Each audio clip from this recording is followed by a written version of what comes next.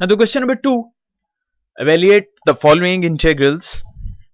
And the first one is integration करनी है tan raise to the power 4x की। Tangent 4x का तो कोई डायरेक्टली इंटीग्रल अवेलेबल नहीं है, लेकिन आपको याद होगा कि हमने बात की थी कि अगर टेंजेंट स्क्वायर x हो तो उसकी कन्वर्जन हम कर सकते हैं उसकी इंटीग्रेशन करने के लिए। लिहाजा टेंजेंट 4x को हम लिख सकते हैं tangent square x into tangent square x। जब ये मल्टीप्लाई होगा तो ऑब्वियसली टेंजेंट 4x ही बनेगा, लिहाजा इसको सेपरेट अप कर लिया।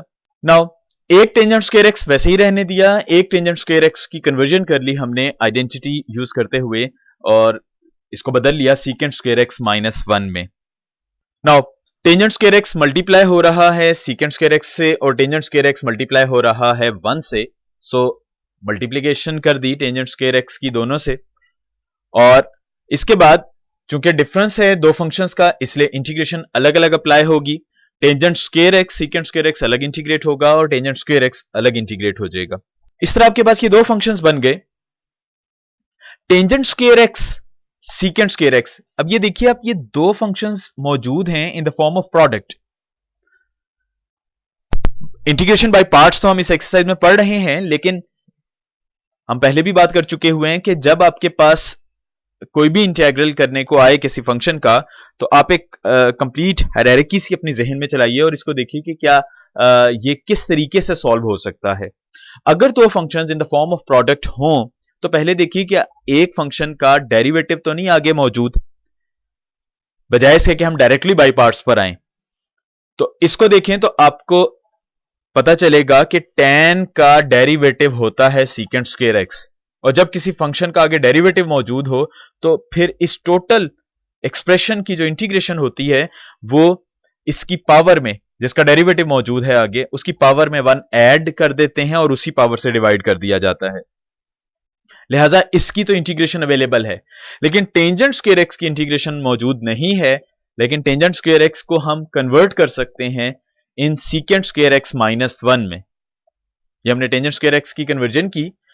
अब आपके पास ये इंटीग्रेशन हो गई इस पूरे एक्सप्रेशन की, क्योंकि आगे डेरिवेटिव मौजूद है तो tan की पावर में 1 ऐड कर देंगे, 3x divided by 3 minus secant square x अलग कर दिया और माइनस एंड माइनस प्लस हो गया, 1 की अलग इंटीग्रेशन कर ली।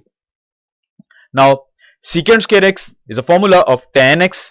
सीकेंट स्क्वायर x की इंटीग्रेशन होती है टेंजेंट x प्लस 1 की इंटीग्रेशन x और साथ कांस्टेंट ऑफ इंटीग्रेशन ऐड कर देंगे। तो इस तरह आपके पास टेंजेंट 4x की इंटीग्रेशन कंप्लीट हो जाएगी। And the next part is secant 4x। Almost same strategy use करते हुए हम सीकेंट 4x को बदलते हैं secant square x into secant square x में। Now that will become secant square x into secant square x। और जैसे अभी हमने प्रीवियस क्वेश्चन में एक टेंजेंट स्क्वायर x को बदल लिया था, इसी तरह हम सीकेंट स्क्वायर x, एक सीकेंट स्क्वायर x वैसे ही रहने देते हैं, दूसरे सीकेंट स्क्वायर x को हमने कन्वर्ट कर लिया 1 प्लस टेंजेंट स्क्वायर x में, because 1 plus tangent square x secant square x के ही इक्वल होता है। तो ये हमने इसकी कन्वर्जन यूज कर ली।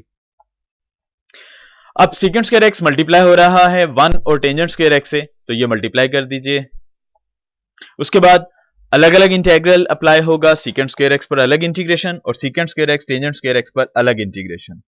सीकेंट स्क्वायर x का फॉर्मूला हमारे पास मौजूद है विच इज tan x, और यहां पर आप देखिए कि अभी जो प्रीवियस क्वेश्चन में हमने किया था कि tan का डेरिवेटिव आगे मौजूद है सीकेंट स्क्वायर x, लिहाजा टेंजेंट की पावर में 1 ऐड कर देंगे, सो that will become tan cube x and divided by 3 plus constant of integration. So this is integration of secant 4x. Similarly हम कोई भी पावर 4x हो तो हम इसी चीज पर इंप्लीमेंट करते हुए, लाइक कोसेकेंट 4 आ जाता या कोटेंजेंट 4 आ जाता, तो भी हम इसको इंटीग्रेट कर सकते हैं इसी तरीके से। थर्ड पार्ट हम बाद में करते हैं। फोर्थ इंटीग्रेशन करनी है tan cube x secant x। जिस तरह अभी टेंजेंट 4x को हमने टेंजेंट स्क्वायर x में बदल लिया था, इसी तरह पहले टेंजेंट क्यूब x को भी हम बदलते हैं टेंजेंट स्क्वायर x, और एक टेंजेंट जो बचेगा उसको हम लिख सकते हैं इस तरह से कि टेंजेंट स्क्वायर एक्स, एक टेंजेंट एक्स अलग कर लिया इस टेंजेंट क्यूब में से और ये सीकेंट एक्स वैसे ही रहा। अब यहां पर टेंजेंट स्क्वायर एक्स आ गया है और टेंजेंट एक्स स्क्वायर एक्स की हम कन्वर्जन करते आ रहे हैं, लिहाजा टेंजेंट स्क्वायर एक्स को हम बदल लेते हैं in secant square x minus 1। Now ये secant x tangent x secant square x से भी मल्टीप्लाई होगा और सीकेंट एक्स टेंजेंट एक्स 1 से भी मल्टीप्लाई हो जाएगा और अलग अलग इंटीग्रेशन भी अप्लाई कर दी। सीकेंट स्क्वायर एक्स मल्टीप्लाई हुआ सीकेंट एक्स टेंजेंट एक्स से और सीकेंट स्क्वायर एक्स 1 से मल्टीप्लाई सीकेंट टेंजेंट 1 से मल्टीप्लाई हुआ तो सीकेंट इंटू टेंजेंट एक्स आ गया। अब यहां पर आप देखिए तो सीकेंट की पावर है, तो हम पहले कोशिश करते हैं कि अगर कभी भी पावर नजर आए तो आगे डेरिवेटिव बन जाए उसका। तो सीकेंट का डेरिवेटिव सीकेंट इंटू टेंजेंट होता है, लिहाजा सीकेंट की पावर में 1 ऐड और उसी पावर से डिवाइड किया जाए तो ये इंटीग्रेशन हो जाएगी इस कंप्लीट एक्सप्रेशन की, क्योंकि इसका डेरिवेटिव आगे मौजूद है। तो फिर इसकी इंटीग्रेशन हुई secant cube x divided by 3 minus secant into tangent, इसका तो डायरेक्टली फॉर्मूला अवेलेबल है which is secant x plus constant of integration add किया, so that will become the integration of tan cube x into secant x. And the fifth part x cube into e raise to the power 5x। Product हैं, दो different type के हैं, लिहाजा एक का derivative तो आगे नहीं बन सकता। One is algebraic function and the other is exponential function. तो जाहिर है फिर हम डायरेक्टली इंटीग्रेशन बाय पार्ट्स पर आ जाएंगे क्योंकि प्रोडक्ट की सूरत में मौजूद हैं ये दो फंक्शंस। आई लेट का वर्ड आप लिखिए साइड पर और इसको चेक कीजिए कि क्या इसकी तरतीब इस वर्ड की तरतीब के मुताबिक है। अलजेब्राइक फंक्शन एक्सपोनेंशियल फंक्शन से पहले लिखा हुआ है और इसके अकॉर्डिंग ही है, लिहाजा हम अब इधर से ही इंटीग्रेशन बाय पार्ट्स स्टार्ट कर सकते हैं, इसको रीराइट करने की जरूरत नहीं है। एंड इंटीग्रेशन बाय पार्ट्स आप जानते हैं यू वी, अगर दो फंक्शन हो तो u as it is, v का इंटेग्रल माइनस वही दोबारा यानी v का इंटेग्रल अगेन आता है इंटीग्रेंड के तौर पर और जो फर्स्ट फंक्शन रखा हुआ था उसका derivative. So let's start our solution. X cube as it is, v का इंटेग्रल माइनस इंटेग्रल का साइन और ये जो इंटेग्रल कर दिया है हमने v का उसको दोबारा लिख लेते हैं। तो e की पावर 5x का इंटेग्रल होता है e की power 5x divided by 5 minus यही दोबारा लिख लेंगे और एक्स क्यूब का derivative 3x square. Now first one तो एज इट इज आ गया एक्स क्यूब ई की power 5x over 5 minus 3 over 5 as a constant term integral के साइन से बाहर आएगा तो बाकी आपके पास इंटीग्रेंट के तौर पर बच गया x square and e raise to the power 5x। Again दो फंक्शन मौजूद हैं, one is algebraic and other is trigonometric. So again by parts use करेंगे। First one as it is रहा फर्स्ट एक्सप्रेशन माइनस 3/5, इस पर by parts integration की x square as it is, e की power 5x का integral e की power 5x over 5 minus यही दोबारा आ गया और एक्स स्क्वायर का डेरिवेटिव 2x।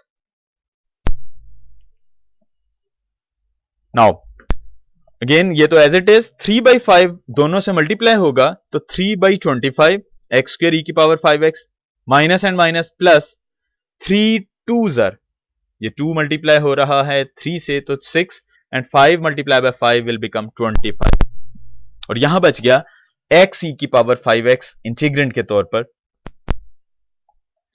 अगेन दो functions, so again by parts use किया जाएगा। First two expressions now simplify हो चुके हैं इसलिए ये एज इट इज आ जाएंगे। 6/25 एज अ कांस्टेंट टर्म मौजूद रहेगी इंटीग्रल के साइन से बाहर। अब एक्स ई की power 5x, x as it is, e की पावर 5x का इंटीग्रल वही ई की power 5x over 5 minus again दोबारा लिखेंगे यही और x का derivative 1। Now this one is as it is, this will be as it is. 6/25 multiply हो रहा है x ई की पावर 5x ओवर 5 से तो 6 25 इंटू 5 125 x ई की power 5x and plus minus 6 over 25 into 5 125, और ये आपके पास सिर्फ एक फंक्शन अब बच गया e की पावर 5x। यानी हम ग्रेजुअली एक्स क्यूब से चले थे तो एक्स स्क्वेयर हुआ, फिर एक्स हुआ, और अब एक्स की चूंकि डिफरेंशिएशन होती है तो अब एक्स खत्म हो गया, सिर्फ एक सिंगल फंक्शन रह गया। अब नेक्स्ट स्टेप में first three expressions as it is आ जाएंगे, first three terms, and the last one 6 over 125। इसकी अब इंटीग्रेशन, सिंगल फंक्शन है और इसकी इंटीग्रेशन e की पावर 5x ओवर 5 हो गई। अब आप e की power 5x over 5 as a common term तमाम में से कॉमन ले सकते हैं, बाकी बच गया एक्स क्यूब 3 ओवर, ये कॉमन ले चुके हैं 25 में से 5 कॉमन, तो बाकी बचा 3, e की पावर 5x भी कॉमन है तो 3x स्क्वायर, नीचे e की पावर 5x कॉमन है तो 6x, और डिनोमिनेटर में 125 में से 5 कॉमन तो बाकी 25, and similarly from last term सिर्फ कांस्टेंट टर्म बचेगा because this whole thing is a common factor, तो 6 over 125। So that is an integration of x cube e raised to the power 5x.